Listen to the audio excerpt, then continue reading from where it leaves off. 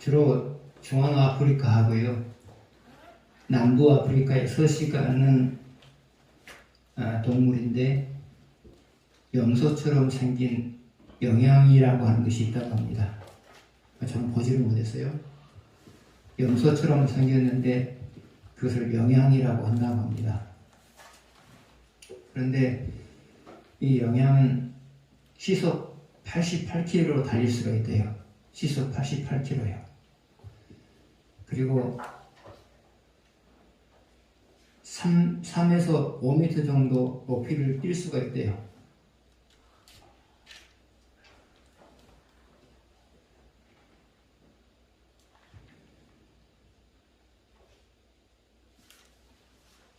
그런데 이동할 때는 수천 마리 정도가 이렇게 함께 이동을 한다고 해요. 그래서 1893년도에 학자들이 이 스프링복에 대해서 연구를 해가지고 보고한 게 있어요.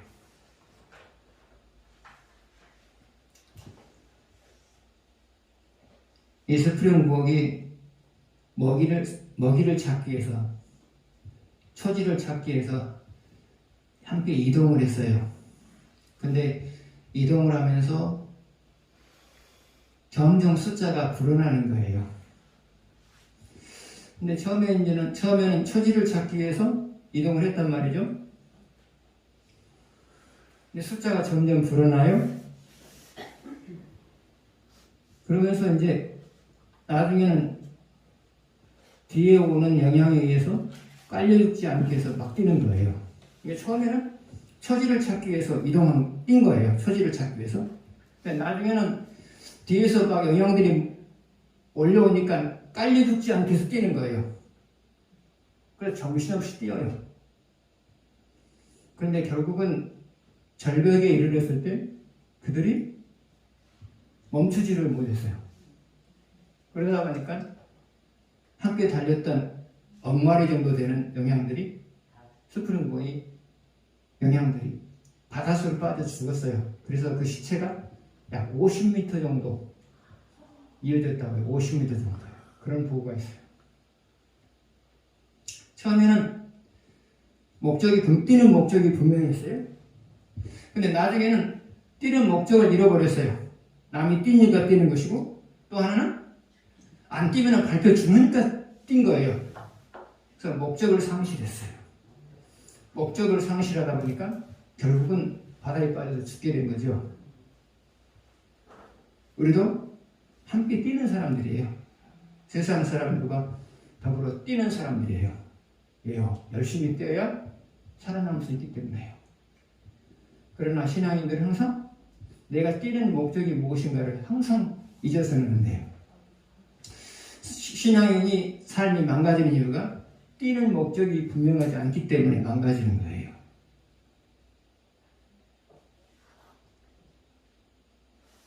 신앙이 뛰는 목적이 뭐죠? 결국은 하나님의 영광을 위해서 뛰는 거죠. 그래서 여러분이 항상 나는 하나님의 영광을 위해서 뛴다. 하나님의 영광을 위해서 나는 열심히 뛰고 있다. 그런 생각을 가지고 살아가게 되면 여러분의 삶은 날로 나아질 것이고요. 하나님의 영광을 위해서 뛴다는 이 뛰는 목적을 상실해 버리게 되면 여러분 인생에 브레이크가 걸리거나 여러분 인생이 망가지는 거예요. 그래서 여러분 열심히 사는 거 좋아요. 그러나 그보다 중요한 것은 내가 어떤 목적을 가지고 지금 열심히 살고 있느냐, 이게 중요하단 말이죠. 그래서 항상 여러분 마음속에 무엇을 하든지 간에 나는 나의 삶을 통해서 하나님의 영광을 드러낸다. 그런 목적으로 뛰시기 바랍니다. 아멘.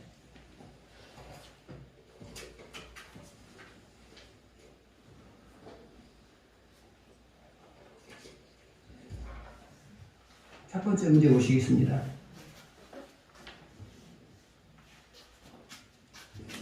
이스라엘이 위기를 맞이한 이유는 무엇인가?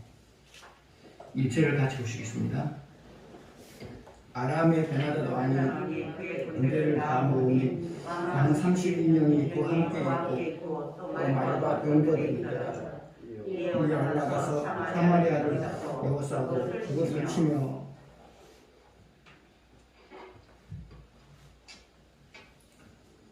아람 왕 베나닷이 사마리아를 포위했어요. 사마리아는 바로 북쪽 이스라엘 왕국의 수도이거든요. 그러니까 다른 땅은 이제 다 뺏겼고요. 다른 땅은 다 뺏겼고요. 이제는 수도만 남아 있어요. 이스라엘 입장에서는 위기에 직면한 거죠. 그러면 이스라엘이 이런 위기에 직면한 이유는 무엇이었죠? 이것은 우리가 전에 공부했던 것을 염두에 두면서 여러분들이 생각하면 될 것 같아요. 첫 번째로는 징계를 받았음에도 불구하고 돌아서지 않았기 때문이다. 징계를 받았음에도 불구하고 돌아서지 않았기 때문이다. 그러면 징계가 무엇이었죠? 3년 동안 비가 내리지 않는 것이었죠. 징계를 받았음에도 불구하고 돌아서지 않았기 때문이다. 두 번째로는 하나님의 살아계심을 보여줘도 돌아서지 않았기 때문이다. 그러면 하나님이 살아계심을 보여준 사건이 뭐였죠? 갈멜산상에서 위에서 하나님이 불을 내리셔서 재물을 태웠던 그 일이죠. 그래서 징계 그리고 하나님의 살아계심을 보여준 것, 이것은 이스라엘 향하여서 돌아서라라는 신호였죠. 이스라엘 향하여서 돌아서라는 신호였죠. 여러분 혹시도 마찬가지예요. 하나님이 돌아서라는 신호를 계속해서 보냈어요. 근데 그 신호를 보냈음에도 불구하고 돌아서지 않으면 여러분도 인생에 위기에 직면하게 되어져요.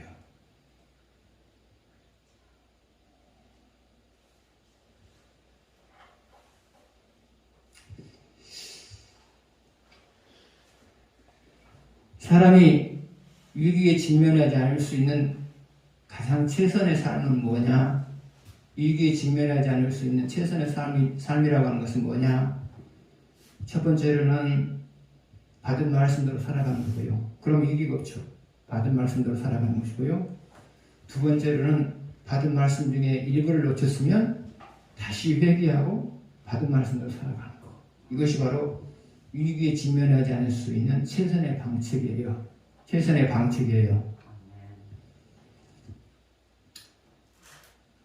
근데 보편적으로 이런 위기에 이런 삶을 살아가는 사람들의 특징은 규칙적으로 기도 생활을 하죠.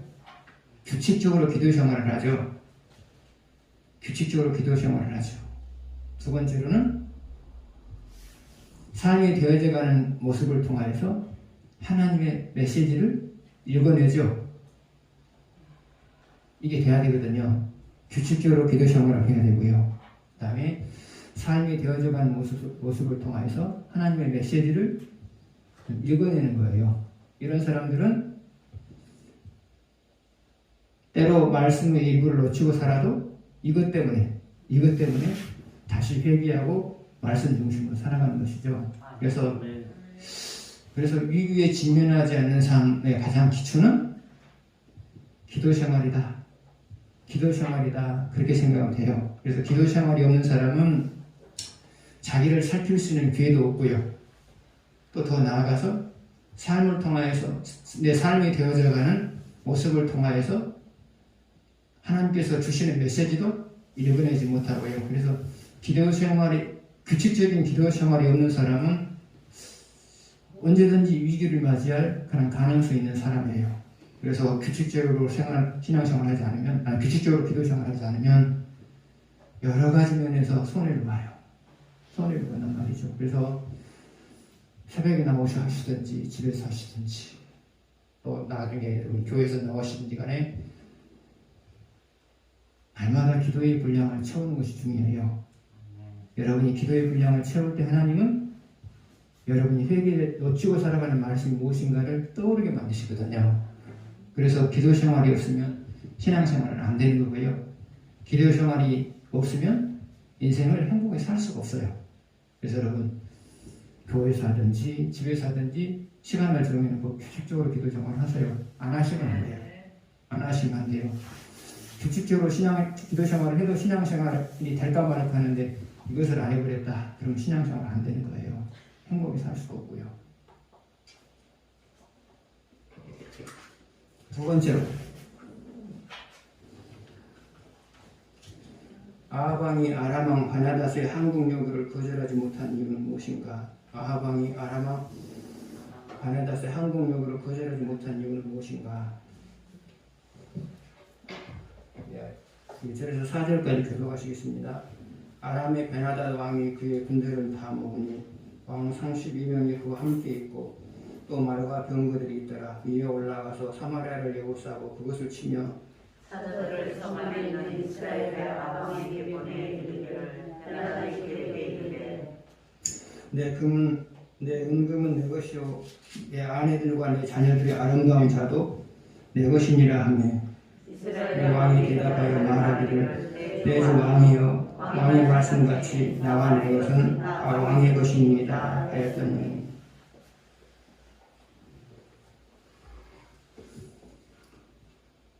네게 있는 것이다 내 것이다. 베나닷 왕이 아방에게 말해요. 사람을 보내서 너에게 있는 것이 다 내 것이다. 그 말은 무슨 말이에요?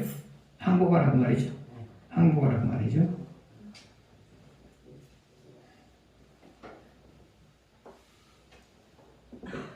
그러면 항복하라는 말에 대해서 거절하지 못한 이유는 뭘까요? 가장 기본적인 것은 힘이 모자라서죠. 힘이 모자라서요. 여러분 우리가 나중에 읽다 보면 알겠지만 이스라엘은 준비된 군인이 거의 없었어요. 준비된 군인이 거의 없었고요. 그냥 비상시간에 이렇게 모집을 했단 말이죠. 나중에 모집하는 장면이 나와요. 준비된 절연된 군인이 거의 없어요. 힘이 모자라단 말이죠. 힘이 모자라서 항복을 거절할 수가 없었어요. 두 번째 또 하나 이유가 있어요. 하나님이 함께해 주시리라는 확신이 없는 거예요. 하나님이 함께해 주시리라는 확신이 없는 거예요.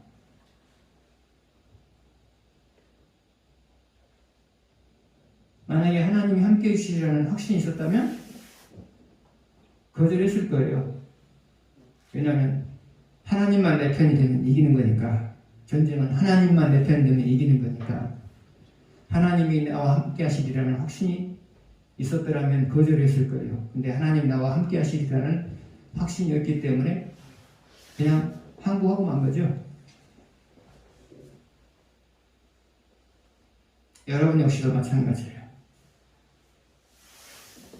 여러분이 해결할 수 없는 인생의 문제를 만났어요? 그 인생의 문제 앞에 항복하는 이유가 뭘까요? 첫 번째로는 힘이 모자라서죠. 힘이 모자라니까 항복하잖아요. 항복한다고 하는 뭐예요? 자질하는 거죠. 뭐. 그게 항복이죠. 뭐. 고민하는 거죠. 뭐. 그게 항복인 거죠. 힘이 모자라서 항복하는 거예요. 두 번째로는 하나님이 나와 함께하리라는 확신이 서지 않기 때문에 여러분이 항복하는 거예요. 뭐 어렵게 생각할 수 없어요. 여러분이 고민할 이유가 뭐죠? 결론은 그거예요.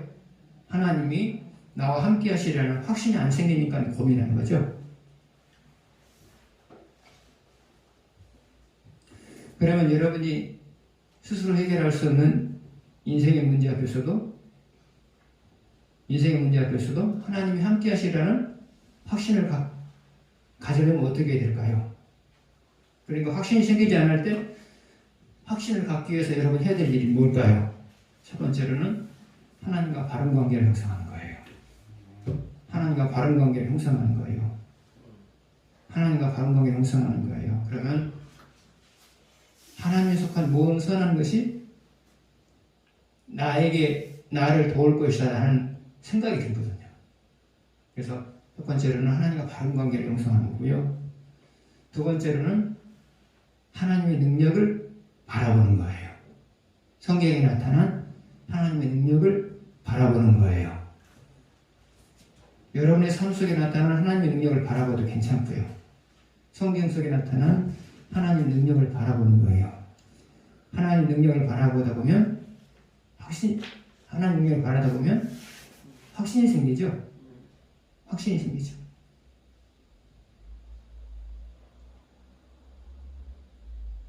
그래서 여러분 살다가 고민이 되면 내가 하나님과의 관계가 깨졌구나 그 생각하시고요. 하나님과 바른 관계를 형성이 됐음에도 불구하고 고민이 생기는 것은 내가 하나님의 능력을 믿지 않아서 그렇구나 그렇게 생각하시면 돼요. 그래서 고민이 되면 첫 번째로 해야 될 게 뭐라고요? 하나님과 바른 관계를 형성하고자 하는 노력을 해야 되고요. 두 번째로는 하나님의 능력을 바라봐야 되고요. 이 두 가지가 있음으로 인해서 여러분이 고민에서 희망으로 바뀌는 거예요.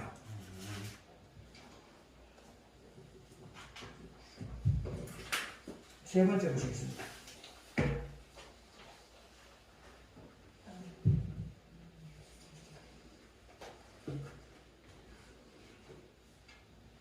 하나님이 하나님께로 돌아오지 않은 이스라엘에 승리를 주시려는 이유는 무엇인가?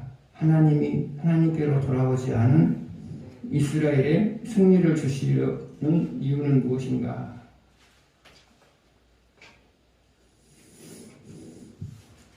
13절 같이 보시겠습니다. 한 선지자, 제가 잘못봤나요? 13절 같이 읽겠습니다.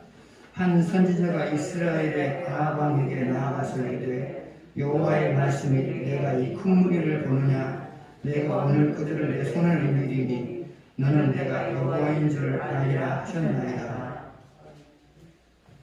이 말씀은 선지자에게 한 말이기도 하고요. 이 말을 듣는 아합에게도 한 말이기도 해요. 아합이기도 해요. 또 오늘을 살아가고 있는 여러분에게 한 말이기도 하고요. 이 말은 아람과 베나답과의 전쟁에서 이스라엘이 이기게 하시겠다는 거죠. 실제로 나중에 이겼고요. 그러면 하나님이 하나님께 돌아오지 않는 이스라엘에게 승리를 안겨준 이유가 뭘까요? 그것은 하나님만이 참 하나님이라는 사실을 믿게 하여서 돌아오게 만들기 위함이죠. 그러니까 끝까지 포기하시지 않는 하나님을 우리가 알 수가 있어요. 끝까지 포기하지 않는 자기 자녀를 끝까지 포기하지 않는 하나님의 마음을 우리가 읽어낼 수가 있어요. 이리 때려보기도 하고 저리 때려보기도 하고 그래도 안 되니까 또 하나님 영광도 보여주시고 포기하지 않는 끝까지 포기하지 않는 하나님의 마음을 읽을 수가 있어요. 네.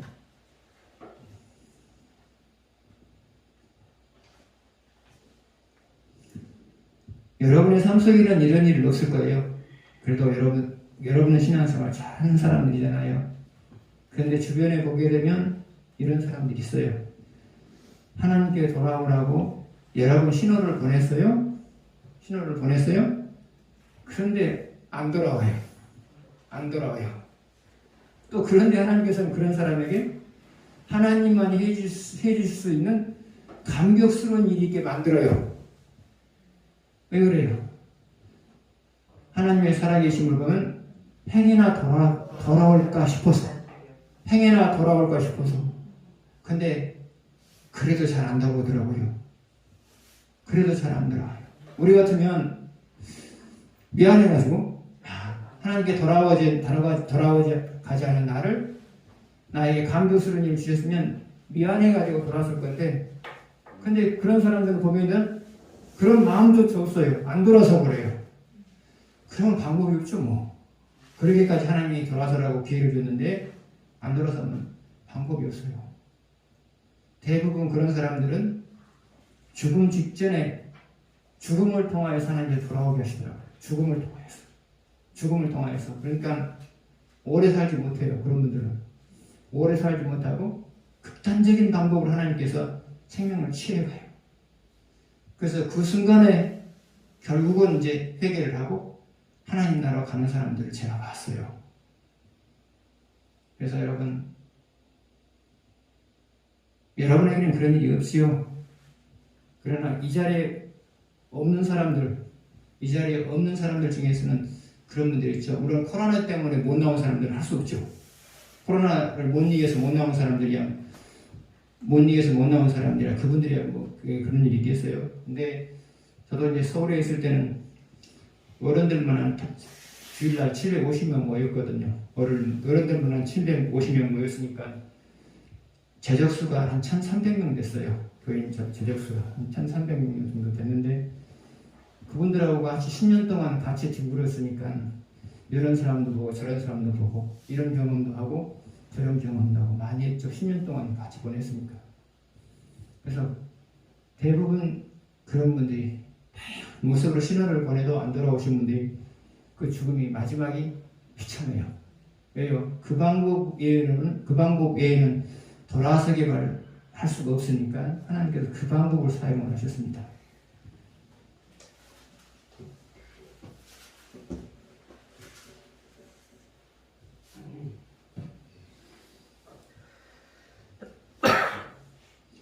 네 번째 보시겠습니다.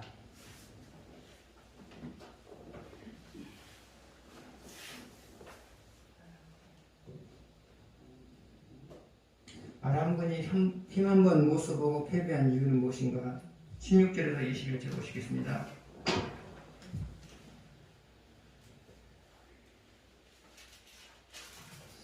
그들이 정오에 나가니 베나닷은 장막에서 돕는 왕 32명과 더불어 마시고 취한 중이라. 각 지방의 고관의 청년들이 먼저 나갔더라. 베나닷이 중상군을 보냈더니 그들이 보고하여 이르되 사마리아에서 사람들이 나오더이다 하네. 그가 이르되 화친하러 나올지라도 사로잡고 싸우러 나올지라도 사로잡으라 하니라. 각 지방 고관의 청년들과 그들을 따르는 군대가 성읍에서 나가서 각각 적군을 쳐 죽임에 아람 사람이 도망하는지라. 이스라엘이 쫓으니 아람 왕 베나닷이 말을 타고 마병과 더불어 도망하여 피하니라. 이스라엘 왕이 나가서 말과 군대를 치고 또 아람 사람을 쳐서 크게 이겼더라. 자, 15절 한번 보실래요? 14절 15절이요. 아합이 이르되 누구를 통하여 그렇게 하시리까? 대답하되 여호와의 말씀이 각 지방 고관의 청년들로 하리라 하셨나이다. 아합이 이르되 누가 싸움을 시작하리까? 대답하되 왕입니다. 15절 보십시오. 아합이 이에 각 지방 고관의 청년들을 계수하니 232명이요 그 해의 모든 백성 곧 이스라엘의 모든 자손을 계수하니 7,000명이더라. 그러니까 군인 수가 얼마 정도 되는 거예요? 한 7천? 한 7천 2, 300명 되는 거죠?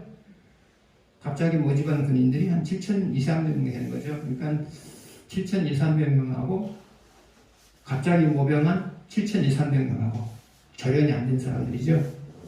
그리고 베나다 군대, 절연된 베나다 군이라고 싸우는 거예요. 그런데 베나다 당이 전쟁 중에서 무엇을 했어요?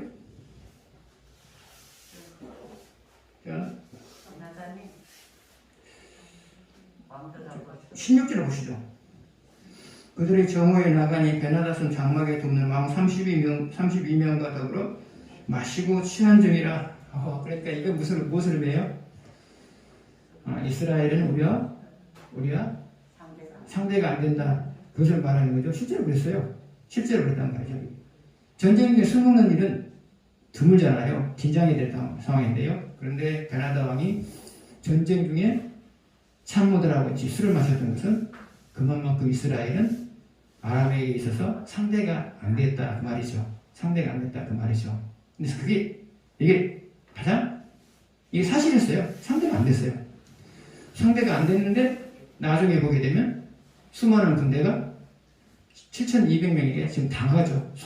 속절없이 힘 한 번 못 쓰고 당해버리죠. 힘 한 번 못 쓰고 당해버리잖아요. 힘 한 번 못 쓰고 당한 이유가 뭘까요? 하나님이 힘을 실어줬기 때문에 그러죠. 여러분 역시도 마찬가지예요. 하나님이 힘을 실어주면 여러분이 해낼 수 없다고 생각했던 일들을 해내게 되는 거죠. 하나님이 여러분에게 힘을 실어주면 여러분도 여러분이 해낼 수 없다고 생각하는 것들을 해내게 된 거죠.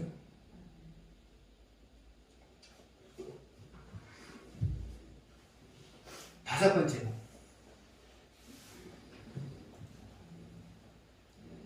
아합 왕과 백성이 죽게 된 이유는 무엇인가? 아합 왕과 백성이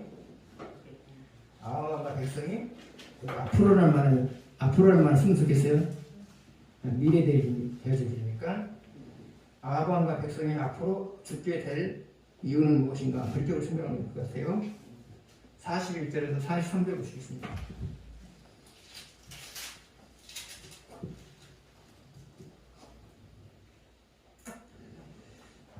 그가 급히 자기의 눈을 가린 수건을 벗으니 이스라엘 왕이 그는 선지자 중에 한 사람인 줄을 알아본지라.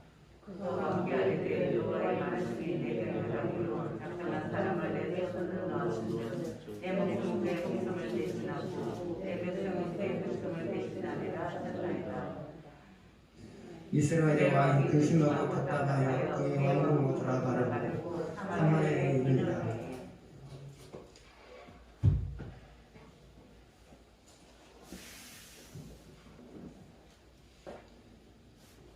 아합 왕과 백성이 앞으로 죽게 될 이유에 대해서 말하고 있는데 그 이유를 뭐라고 말하고 있죠?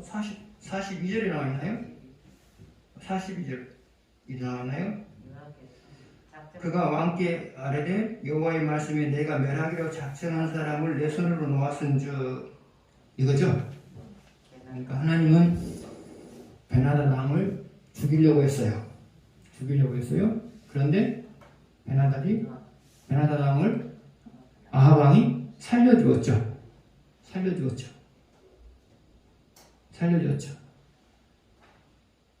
그러니까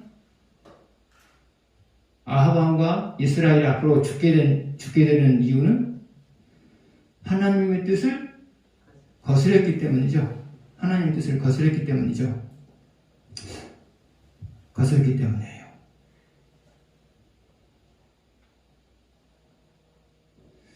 그러면 아합 왕이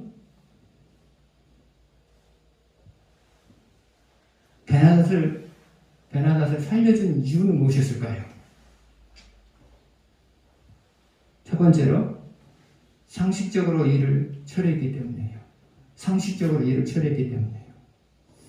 보통 전쟁에서 이기게 되면 항복을 받고 그 다음에 전쟁 배상금을 받거든요. 전쟁 배상금을 받아요. 상대로부터.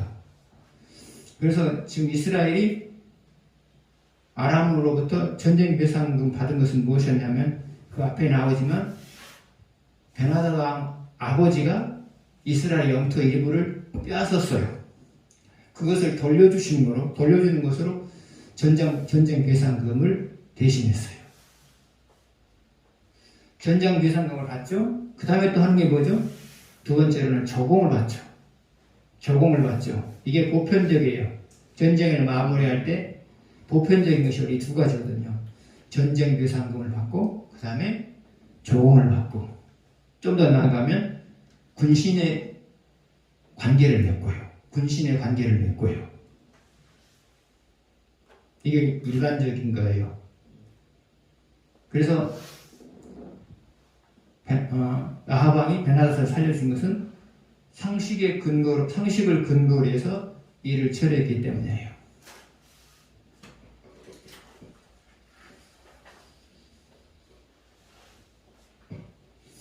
두 번째로 아합이 일이라는 자신이 없는 거예요. 그러니까 전쟁을 여기서 끝내고 싶은 거예요. 그래서 만약에 아합 왕이 신앙생활을 잘해서 하나님이 항상 나와 함께하려는 확신이 있었다면 속국을 전쟁을 끝까지 더해서 속국을 만들었죠.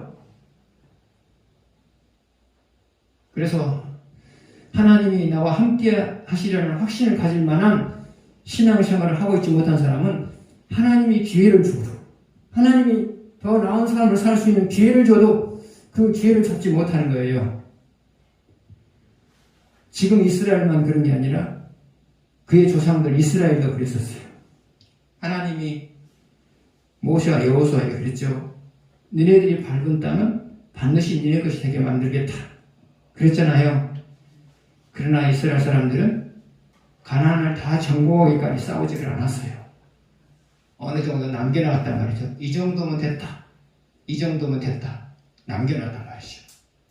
하나님이 기회를 줬는데 다 가나안 땅을 다 가질 수 있는 기회를 줬는데 그 기회를 잡지 못했단 말이죠.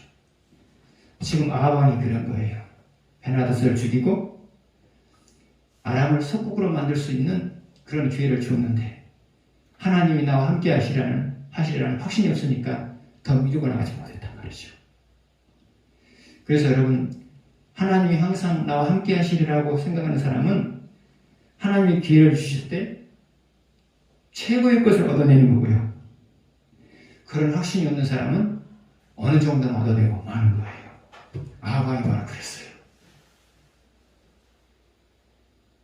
세 번째로 아합왕이 베나닷을 왕을 죽이지 않은 이유가 뭐냐? 아합왕은 하나님의 뜻을 찾으면서 사는 사람이 아니었어요. 하나님의 뜻을 찾으면서 살아가는 사람이 아니었어요. 그 이유는 뭐냐? 신앙이 망가질 대로 망가져 버렸기 때문이죠. 만약에 이 상황에서 하나님 베나닷이 한국으로 왔어요? 살릴까요? 죽일까요? 물어봤다면 하나님이 뭐라고 말했을까요? 죽여라 그랬을 말이죠. 죽여라 그랬을 거란 말이죠. 그럼 죽였을 거예요.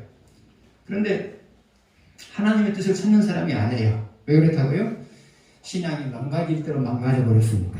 신앙이 망가질 대로 망가져 버렸으니까 하나님의 뜻을 찾아야 될 이유가 없죠.